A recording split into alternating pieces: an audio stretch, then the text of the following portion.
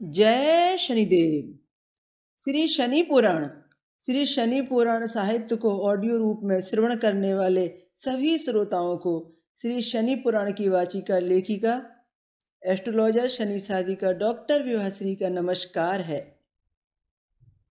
आज हम भाग 15 का पाठ करेंगे। शनि पुराण के अंतर्गत आज भाग 15 में हम देखेंगे शनि के 2.5 धाम।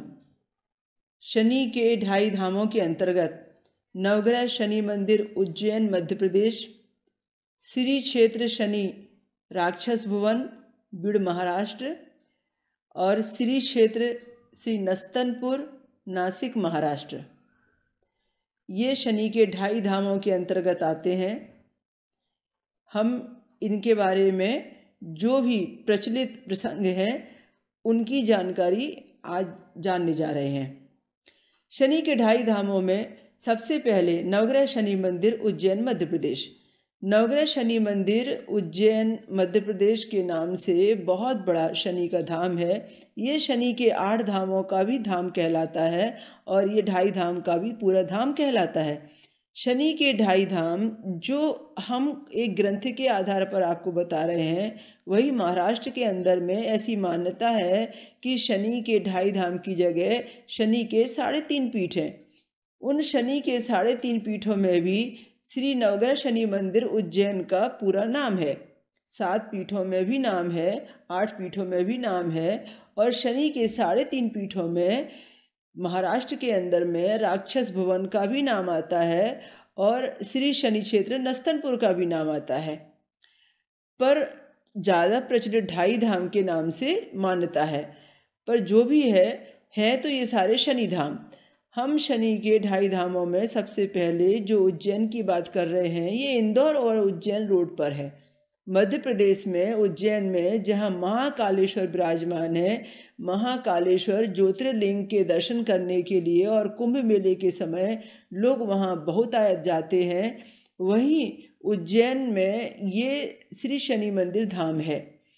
कहते हैं कि उस समय राजा विक्रमादित्य ने यह मंदिर बनवाया था, जब राजा विक्रमादित्य को शनि की महादशा चल रही थी और वह राजा से रंक हो गए थे। पर जब लौट के वो वापस आए, उन्हें प्रायश्चित हुआ और उन्होंने अपना जीवन परिवर्तन किया, फिर से राजा बने। तो सबसे पहले उज्जैन आने के बाद में उन्होंने इंदौर रोड पर यह मंदिर की स्थापना की। आज यह मंदिर, वहाँ पदेन अधिकारी उसके अध्यक्ष कलेक्टर हुआ करते हैं, सरकार के अंडर में चलता है और काफ़ी मात्रा में शनिश्चरी अमावस्या पर वहाँ पर यात्रियों की भीड़ होती है। हर मध्य प्रदेश उज्जैन जाने वाला व्यक्ति, इंदौर जाने वाला व्यक्ति इसके दर्शन करते हुए जाता है। यहाँ पर 9 ग्रहों के 9 मंदिर हैं और प्रधान मंदिर शनिदेव का है। शनिदेव के मंदिर में यहाँ पर शिवलिंग की स्थापना है। शिवलिंग के ऊपर में कलश है, उस कलश के अंदर तेल डाला जाता है। वह तेल शिवलिंग रूपी शनिदेव जी की प्रतिमा पर लगातार टपकते रहता है और जल की जगह शिवलिंग के ऊपर में तेल की धार जाती है।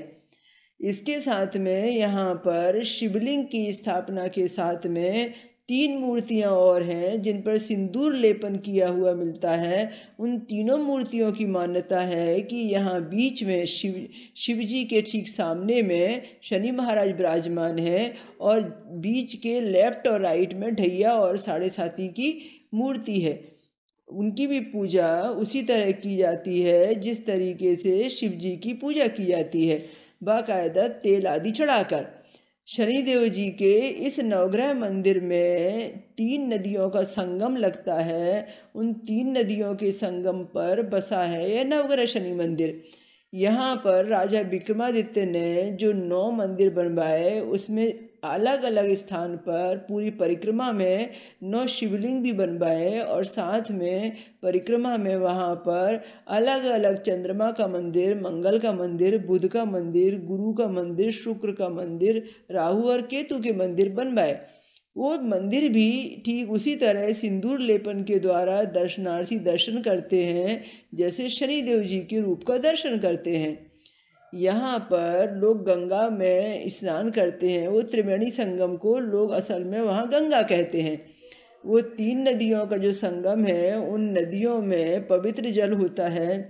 लोग स्नान करते हैं और स्नान करने के बाद में पुराने वस्त्र वहाँ पर अक्सर छोड़ते हैं, या जो लोग जूते चप्पल पहन कर आते हैं वो भी अपने पुराने जूते चप्पल वहाँ छोड़ देते हैं। और उसके बाद में वहाँ से मान्यता है कि जूते चप्पल के साथ में, वस्त्रों के साथ में उन्होंने शनि की पीड़ा छोड़ दी है, कष्ट छोड़ दिया है, जो विपत्ति थी, संकट था, वो छोड़ दिया है, और वहाँ से नंगे पांव घर जाते हैं, जिससे ये मान्यता है कि वो नया जीवन लेके जा रहे हैं। तो शनिदेव जी के इस उज्जैन स्थित मंदिर के दर्शन का लाभ अक्सर वो व्यक्ति ज़्यादा उठाते हैं जिनको शनि की दशा चल रही है, शनि की ढैया है, शनि की 7.5 आदि का समय चल रहा होता है। अब आते हैं हम यहाँ पर श्री क्षेत्र श्री राक्षस भवन पर। यह राक्षस भवन जो तीर्थ क्षेत्र है, ये उस समय का माना जाता है जिस समय विक्रमादित्य को शनि की दशा आई थी। विक्रमादित्य से संबंधित ही नवग्रह शनि मंदिर उज्जैन का था, और यह राक्षस भवन भी ऐसा ही कहा जाता है। ये राक्षस भवन औरंगाबाद से 100 किलोमीटर के आसपास की दूरी पर है। ये महाराष्ट्र में बीड़ जिले के लगभग नहीं तो 25 किलोमीटर की दूरी पर है। ये गेवराई तहसील पर या गांव के क्षेत्र में आता है। यहाँ पर बीड़ और औरंगाबाद के रास्ते पर एक बहुत बड़ा राक्षस भवन का गेट बना हुआ है। वहाँ से अंदर जाने का राक्षस भवन के लिए रास्ता बना हुआ है। लोगों की मान्यता है कि यहाँ पर गंगा गोदावरी के किनारे, जो आज भी बहुत बड़ी गंगा गोदावरी वहाँ पर है, यहाँ पर पहले भगवान राम भी आए थे। उन्होंने अपने हाथों से यहाँ गंगा गोदावरी के मध्य में राक्षसों के विनाश के लिए, शत्रुओं के विनाश के लिए, राक्षसों से भूमि को रिक्त करने के लिए यहाँ भगवान राम ने शनिदेव का आह्वान किया था, गुरु बृहस्पति देवता का आह्वान किया था, बृहस्पति देवता समेत यहाँ पर शनिदेव को विराजमान किया था। यह 4 प्रतिमाएं एक साथ हैं गंगा गोदावरी के मध्य में 4 प्रतिमाओं में एक जो है विष्णु जी की प्रतिमा है, जो जिनको हम बृहस्पति देवता भी कह सकते हैं। एक प्रतिमा ढैया और 7.5 की है, एक प्रतिमा शनिदेव की है। तो शनिदेव जी अपने ढैया और 7.5 के साथ में, और विष्णु स्वरूप बृहस्पति देवता वहाँ पास में विराजमान है।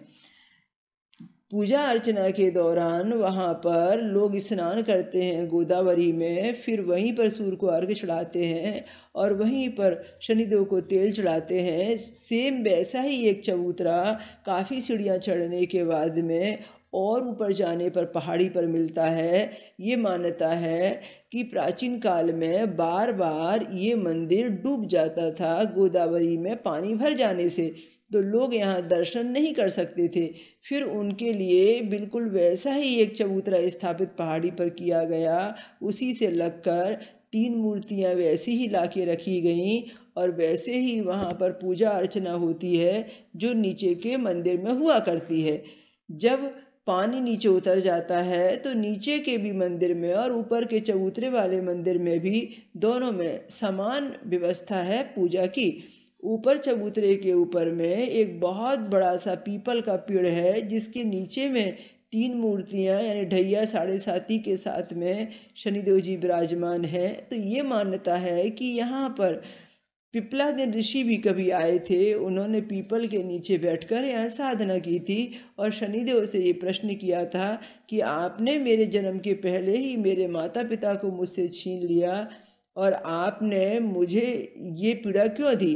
तो शनिदेव ने उनसे कहा था कि तुमने मेरा इतना तप किया है कि पूर्व जन्मकृत पीड़ा तुम लेकर आए थे वो अब वरदान बन गई है। तुम्हारे पूर्व जन्म के कर्मों के हिसाब से ये समय तुम्हें ऐसा भोगना पड़ा। अब तुम इतने प्रसिद्ध हो जाओगे कि लोग तुम्हारे ऋषियों के साथ में पूजन करेंगे और तुमने जो भी पीपल के नीचे बैठकर पूजा अर्चना की है उसमें जो भी मेरे मंत्रों का नाम लिखा है, मुझे याद किया है, वो सब पिप्पलादिन उवाच के नाम से लोग पाठ करेंगे और तुम्हारी मान्यता बहुत होगी, और लोग जो भी ये 10 नाम का पाठ करेंगे उनके जीवन में मेरी पीड़ा नहीं आएगी।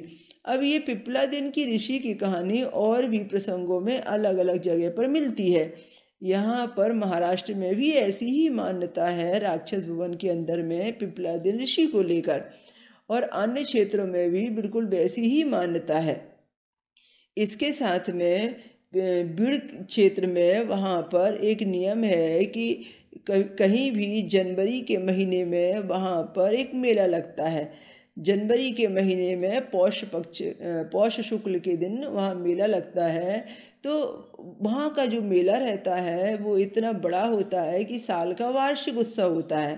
कहते हैं कि पौष शुक्ल में जो भी 15 दिन आते हैं वो 15 दिन वहाँ के लिए बहुत अच्छे माने गए हैं, और ख़ास तौर से पौष शुक्ल की अष्टमी को बहुत ज़्यादा मान्यता दी गई है।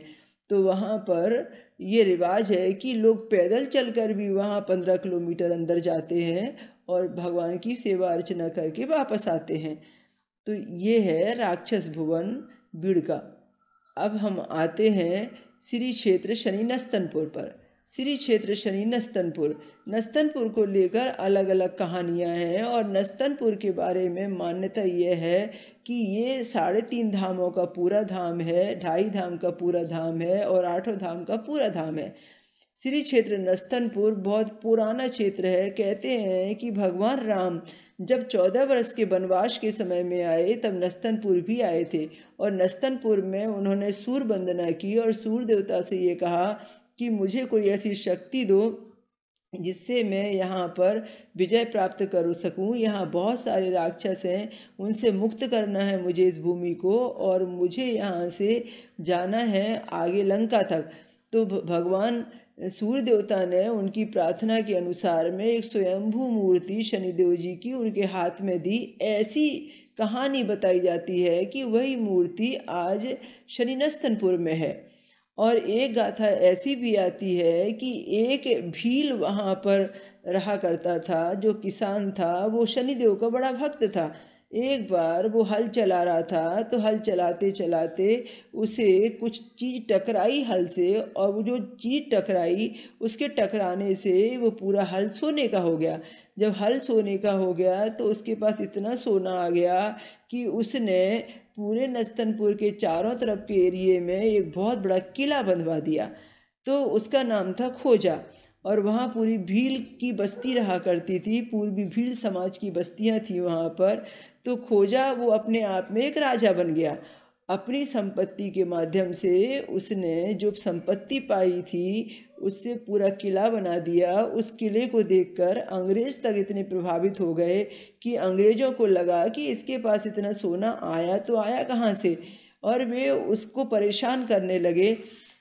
बम्बई से भुसावल की तरफ रेलवे लाइन निकली 1800 में। उस रेलवे लाइन में उसकी इच्छा थी कि नस्तनपुर शनि मंदिर में, जिसका वह भक्त था, यहाँ से रेलवे लाइन जाना चाहिए और लोगों को यहाँ दर्शन के लिए आना चाहिए, या रेलवे के यात्रियों को दर्शन होना चाहिए।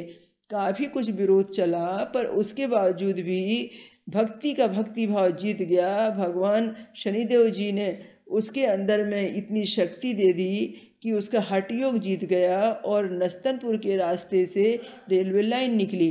कहते हैं कि नस्तनपुर के रास्ते से जो रेलवे लाइन जाती है, कोई रोके या न रोके, उस रास्ते पर चलते चलते ट्रेन अपने आप ही रुक जाती है और लोग उतरने वाले अपने आप उतर जाते हैं। वैसे वो रेलवे लाइन इस जगह से जाती है कि जो भी शिरडी की यात्रा करने के लिए जाते हैं, या वहाँ से जो भी भुसावल के मार्ग से निकलते हैं, या भुसावल से बम्बई के मार्ग को जाते हैं, सबको नस्तनपुर के दूर से ही दर्शन हो जाते हैं। नस्तनपुर क्षेत्र आज बहुत बड़ा तीर्थ क्षेत्र बन गया है। वहाँ पर करोड़ों की आज बहुत बड़े पैमाने पर संपत्ति का लेखा जोखा चल रहा है। वहाँ पर गवर्नमेंट ने भी बहुत हेल्प की है। वहाँ की जो शनि भक्ति टीम है उसने तारीफ़ काबिल काम किया है। सब यात्रियों के लिए यात्री निवास और हर व्यक्ति के लिए सुख सुविधाओं की व्यवस्था, धर्मशालाएं आदि बहुत अच्छी हैं। देवालय भी बहुत खूबसूरत बन गया है, हरियाली भी बहुत अच्छी है। कुल मिलाकर यह है कि वो खूबसूरत, अभी तक के जितने भी शनिदेव जी के तीर्थ क्षेत्र हैं, यदि कहा जाए खूबसूरती में तो वो नंबर 1 पर है। और वहाँ के जितने भी ट्रस्टी हैं और जितने भी लोग राजनीतिक व्यक्ति हैं, सब ने दिल खोलकर शनिदेव जी के लिए सहयोग किया है और गवर्नमेंट ने भी अच्छी मदद की है। वहाँ जाने के लिए जो मार्ग है वो नासिक की तरफ से भी जाता है, औरंगाबाद की तरफ से भी जाता है, भुसावल की तरफ से भी जाता है, शिरडी की तरफ से भी जाता है। नासिक ज़िले में जो 5 चीज़ें हैं वो पंचरत्न कहलाती हैं। एक त्र्यंबकेश्वर, जो 12वें ज्योतिर्लिंग के सबसे बड़े क्षेत्र में आते हैं, त्र्यंबकेश्वर शिव जी, और एक भगवती सप्तशृंगी माता। एक नासिक के अंतर्गत चांदवाड़ की रेणुका माता आती हैं, उनका तीर्थ क्षेत्र है। और एक नस्तनपुर शनि मंदिर का भाग आता है, और एक गंगा गोदावरी का स्थान है। इन 5 क्षेत्रों के नाम से नासिक को पंचरत्न का मालिक कहा जाता है। और स्वयंभू पीठ जो है वो माना जाता है रामचंद्र जी के द्वारा स्थापित किया गया यह देवालय नस्तनपुर।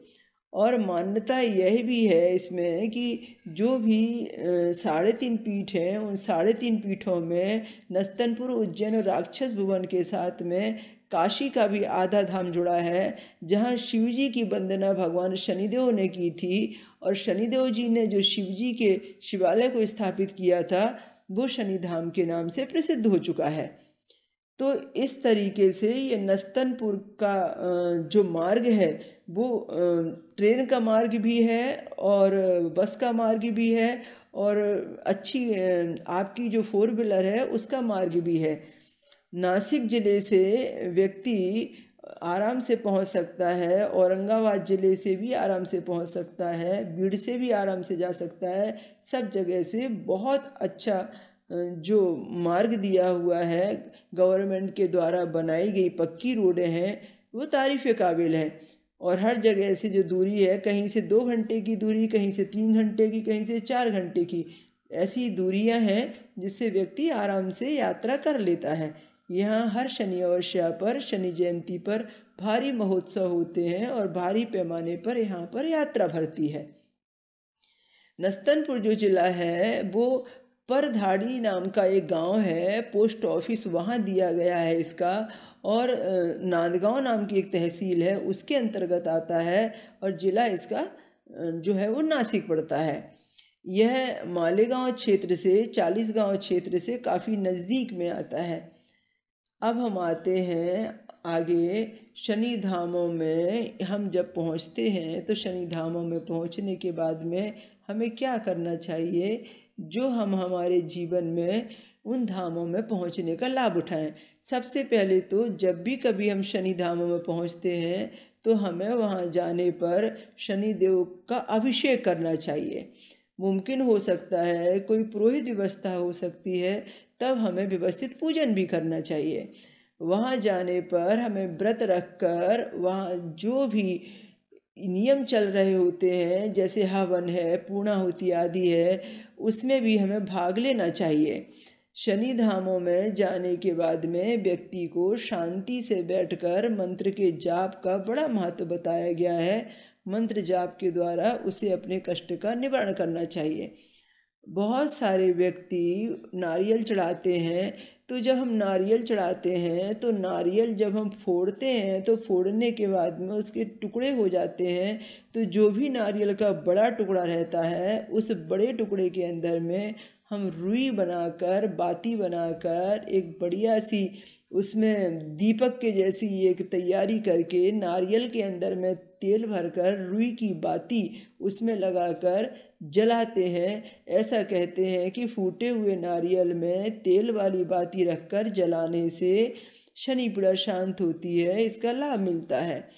इसके बाद में लोग काला झंडा लेकर जाते हैं, मूर्ति से स्पर्श कराकर वापस लाते हैं, अपने वाहन में लगाते हैं, तो वाहन सुरक्षा से जाता है, सुरक्षा से आता है।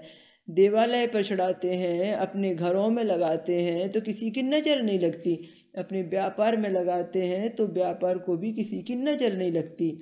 ऐसा कहा जाता है कि लोग काला झंडा जहाँ भी लगाते हैं वहाँ पर ऊपरी हवा, बाधा, जादू टोना आदि से सब जगह से उसकी सुरक्षा होती है।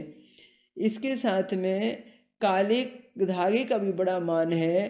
कहीं भी जब हम ऐसे तीर्थ देवालय में जाते हैं तो हमें काला धागा मिलता है। उस काले धागे को हमें भगवान की मूर्ति से स्पर्श कराकर हाथ में बांधने के लिए या गले में पहनने के लिए इस्तेमाल करना चाहिए।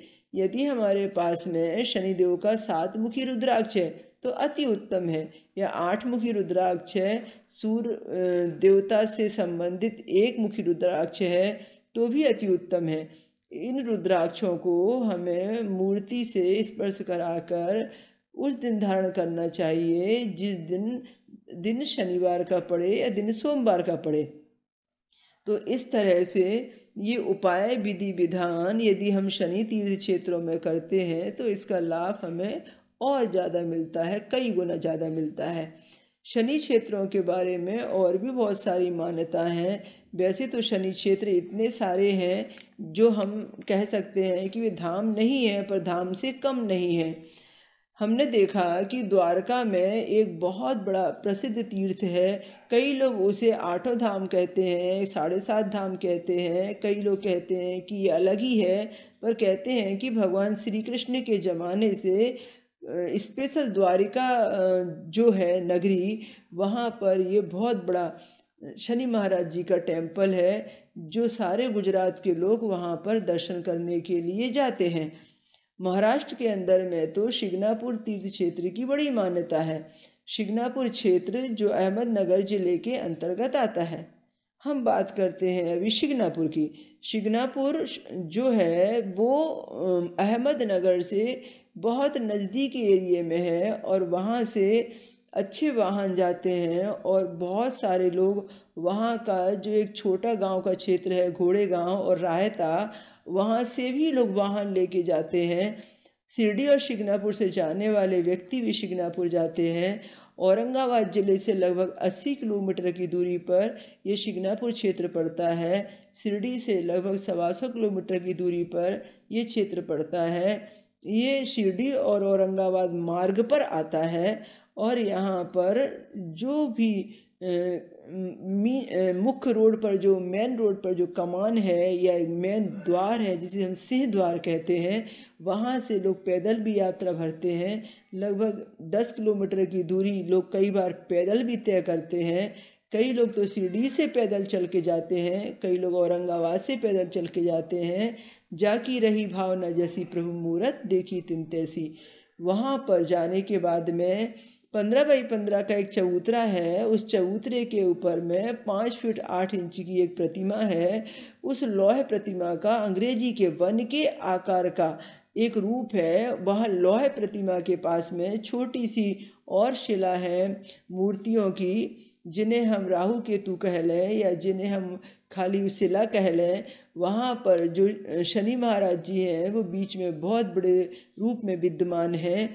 लोग वहाँ चबूतरे पर जाते हैं और तेल लेके जाते हैं और तेल चढ़ाते हैं और तेल को चढ़ाने के बाद में मन्नत करते हैं कि 7.5 उनकी अच्छी हो गई या शनि का समय अच्छा हो गया। शिंगणापुर में काफ़ी दिनों पहले से ये एक अंधविश्वास चल रहा था कि महिलाएं चबूतरे को ना छुएं, चबूतरे के ऊपर ना चढ़ें, चबूतरे पर महिलाओं का जाना वर्जित था। शनिदेव की पूजा सामग्री को लेकर और महिलाओं को लेकर ऊपर जाने को लेकर काफ़ी विवाद चल रहा था। इस विवाद के तहत में बाद में फिर ये सत्य सामने में आया कि ये विवाद निराधार था, अंधविश्वास था। वास्तव में किसी ग्रंथ में किसी स्थान पर ऐसा नहीं लिखा है कि महिलाओं को शनिदेव की हनुमान जी की पूजा नहीं करना चाहिए। ये कट्टर जो पुरुष समाज है और कट्टर जो कर्मकांडी हैं उनके बनाए हुए नियम थे, क्योंकि हर समय तो महिला अपवित्र नहीं होती है और महिलाओं को भी समझ में आता है कि उनको देवालय में कब जाना चाहिए। हमें हर समय महिलाओं की कमजोरी को ध्यान में रखकर उनको अपमानित करने का मार्ग नहीं खोजना चाहिए। आज स्थिति ऐसी है कि वहाँ पर महिलाओं को नहीं जाने देना है और ना जाने दिया जाए, इस हठवादता के नाम से पुरुषों का जाना भी बंद कर दिया है। अब भीड़ को देखते हुए या यूं कह लें कि मान्यता को बदलता हुआ देखते हुए अब पुरुष और महिला दोनों में से वो किसी को भी चबूतरे के ऊपर में जाने की अनुमति नहीं देते हैं। और महिलाएं भी नीचे से ही दर्शन करती हैं, पुरुष भी नीचे से ही दर्शन करते हैं। बहुत बड़े पाइप की व्यवस्था से शनिदेव के ऊपर अभिषेक होता है। वह पाइप में तेल डाला जाता है, मोटर के द्वारा वो तेल ऊपर चढ़ता है और कंटिन्यू तेल वो शनिदेव जी की प्रतिमा पर गिरता रहता है। इस नियम के हिसाब से अभी सारे व्यक्ति वहाँ पूजा अर्चना करते हैं। शनि क्षेत्र शिग्नापुर एक ऐसा क्षेत्र है जहाँ घर है और द्वार नहीं है। बहुत सारे घर बने हुए हैं तो गांव के ही जैसे सारे घर, पर किसी भी घर के अंदर में दरवाजे नहीं लगाए गए हैं। जो भी घर है सब बिना दरवाजे के हैं। कहते हैं कि शनिदेव जी इतने बड़े रक्षक हैं कि कहीं कुछ भी घटना होने नहीं देते। शिग्नापुर के बारे में मान्यता है कि यहाँ पर कोई भी व्यक्ति यदि चोरी करता है तो उसे बहुत जल्दी उसका दंड मिल जाता है, इसीलिए यहाँ चोरी की घटनाएं नहीं होती। ये मान्यता है। आज के समय में ये पूरी खरी नहीं उतरती है। इसके अलावा आगे बहुत सारी बातें शिग्नापुर को लेकर अंधविश्वास पैदा करने वाली भी अभी प्राह देखी जाने लगी हैं और बहुत सारी चीज़ें ऐसी भी हो गई हैं जो मान्यता के अनुसार में बहुत अच्छी भी हैं। कि शनि क्षेत्र शिग्नापुर की मूर्ति जो है वो बहते हुए नाले में आई थी। वहाँ पर लोगों ने देखा कि यहाँ मूर्ति बह रही है, कोई शिला बह रही है। लकड़ी से उसकी छेड़छाड़ की। जब लकड़ी से छेड़छाड़ की तो पता चला कि जहाँ लकड़ी डालते हैं, चुभा रहे हैं, वहाँ से खून निकलने लगा है। जो बालक थे वो घबरा गए, घर में जाके बताने लगे। वहाँ पर एक उदासीन बाबा रहते थे, वो शनि भक्त थे। उनके रात में सपने में शनिदेव ने कहा, मैं तुम्हारे क्षेत्र में आया हूँ, जो भी यहाँ पर मामा भांजे हैं उनको बोलो मेरी स्थापना करें। पहले तो लोगों ने बहुत कोशिश की कि नाले में से मूर्ति निकालें और स्थापित चबूतरे पर कहीं भी ले जाके करें, पर ये मुमकिन ही नहीं हुआ क्योंकि वो मूर्ति आने के बाद में किसी से उठती नहीं थी, स्थापित होती नहीं थी। तो बाद में फिर कहते हैं कि बहुत जल्दबाजी में रातों रात एक चबूतरा बनाया गया और उदासीन बाबा को संकेत दिया, सपने में फिर बताया कि जो मामा भांजे होंगे वही स्थापित करेंगे तो ही प्रतिमा स्थापित होगी। तो बाद में फिर मामा और भांजों ने मिलकर उस प्रतिमा की स्थापना की और आज जैसी मूर्ति मामा भांजे ने रखी थी 15x15 के चबूतरे पर, वैसी ही रखी हुई है। इसके लिए मान्यता बनी है कि देव है देवालय नहीं है, घर है द्वार नहीं है। तो सूर्य नारायण की धूप के बीच में बीचों बीच चबूतरे पर शनि महाराज जी खड़े हुए हैं। तो ये इसकी पूरी कहानी है पौराणिक प्रसंग के अनुसार। हालांकि शनि क्षेत्र जो शिग्नापुर है काफ़ी मान्यता वाला है और काफ़ी लोकप्रिय है और महाराष्ट्र के लिए तो अपने आप में काफ़ी फेमस है और बाहर के लोग भी काफ़ी बहुतायत इधर आते हैं। जब से गुलशन कुमार ने 20 साल पहले सूर्यपुत्र शनिदेव पिक्चर इस पर बनाई थी, तब से यह जो मंदिर है बहुत प्रकाश में आया और बहुत प्रसिद्धि का कारण भी बना। तो वहाँ पर लोगों ने इसलिए भी ज़्यादा उसको महत्व दिया क्योंकि वहाँ पर जो मान्यता थी, ये सबसे बड़ी मान्यता थी कि लोग यहाँ पर दरवाज़ा नहीं लगा रहे हैं, शनिदेव साक्षात यहाँ विराजमान रहते हैं।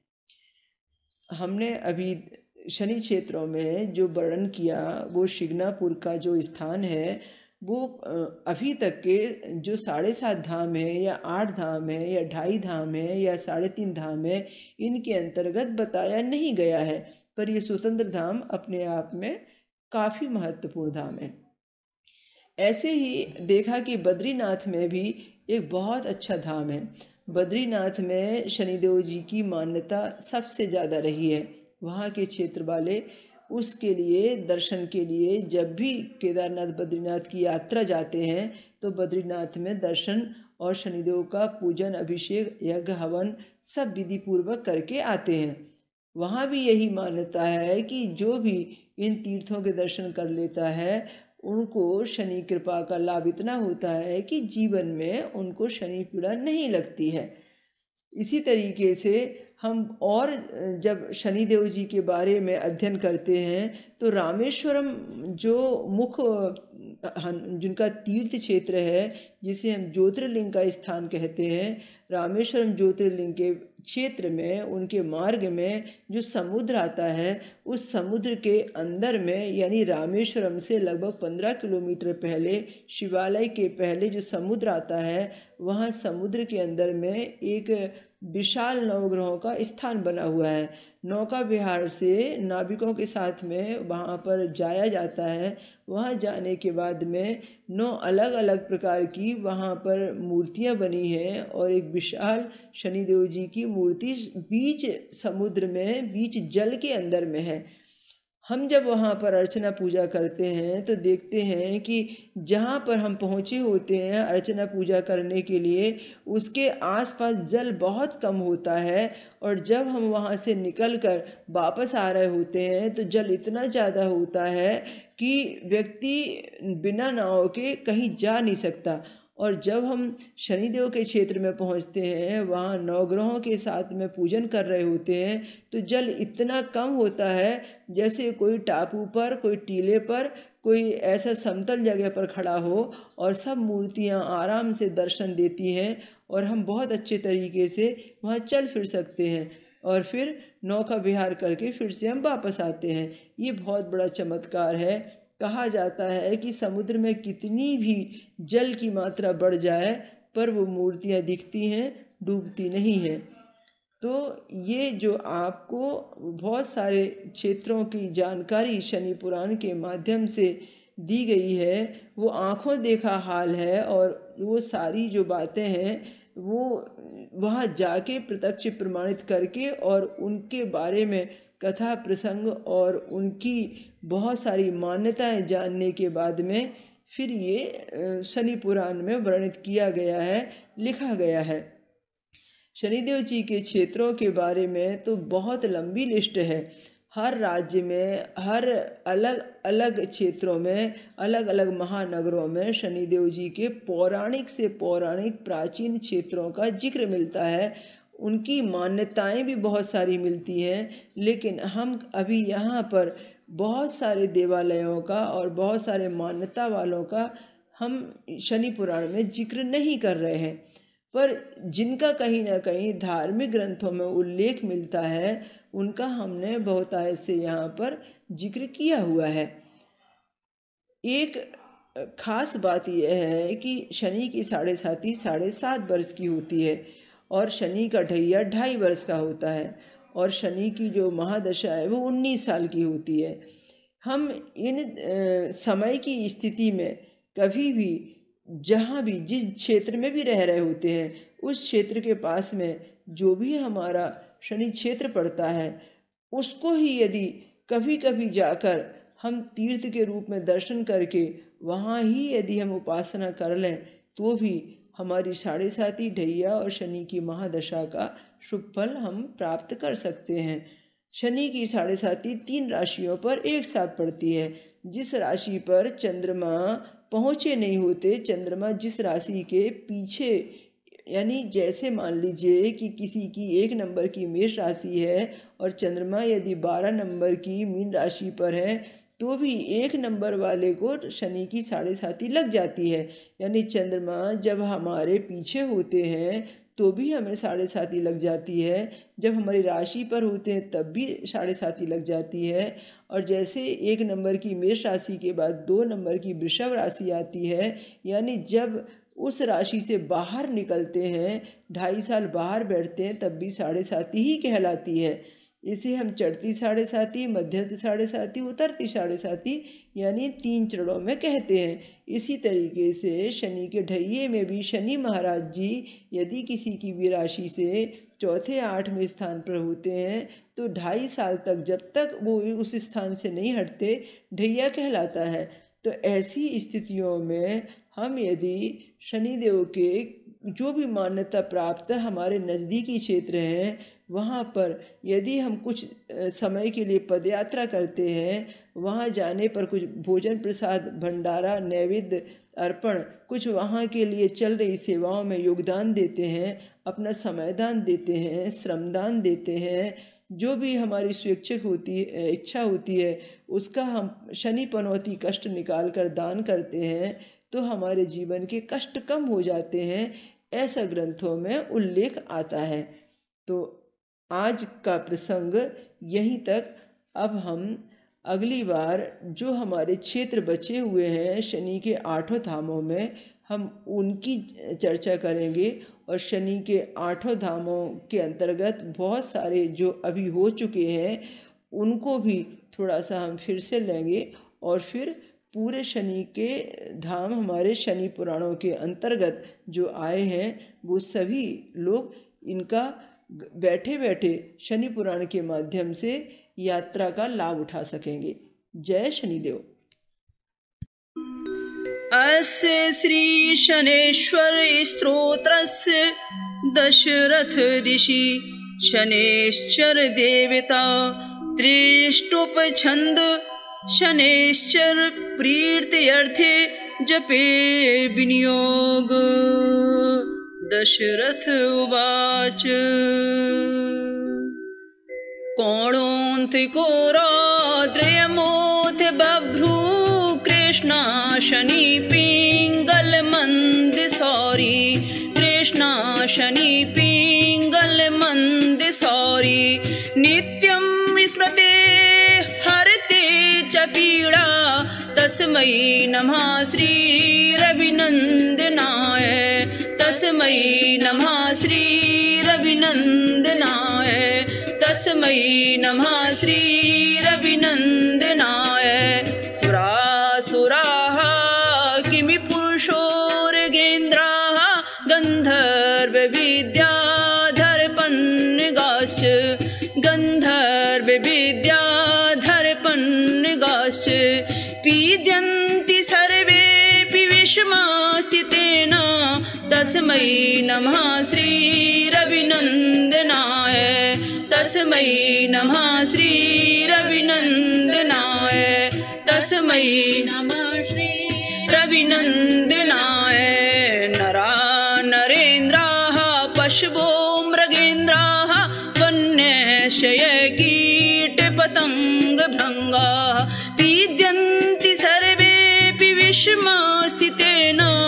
तस्मै नमः श्री रविनन्दनाय। तस्मै नमः श्री रविनन्दनाय। तस्मै नमः श्री रविनन्दनाय।